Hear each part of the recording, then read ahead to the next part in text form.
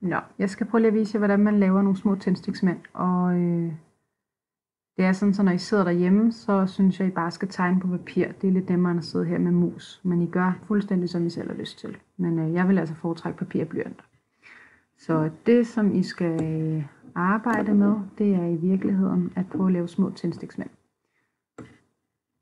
Jeg starter med at tegne et lille hoved, og så en krop. Kroppen plejer jeg gerne at tegne lidt sådan, så man kan se, at maven vender lidt nedad, hvis man gerne vil have en, der for eksempel står på alle fire.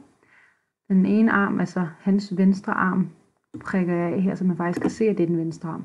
Og den anden, der er bagved, ligger her bagved. Så prøver jeg at tegne benene lige så vel. Den, der er tættest på jer benene, tegner jeg på kroppen, så man kan se, der er en der på benet. Det blev lidt et skævt ben, det laver vi lige op. Men jeg prøver at tegne det, så man kan se, at han faktisk ligger på knæ.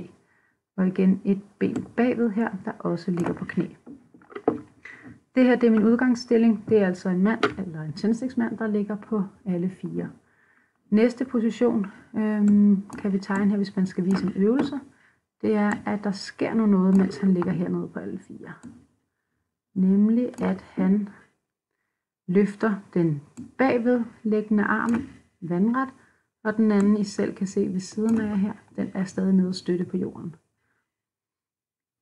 Det jeg godt vil lave, det er et diagonalløft, så det vil sige, det er den bagvedliggende arm, der er rejst ud, det vil sige, det er den arm, eller det ben, der er tættest på jer, som også er strakt ud. Og så har vi det bagerste ben, der stadig er nede og støtte med knæet. Sådan der. Det der var min lille guide til, hvordan man kan lave små tændstiksmænd.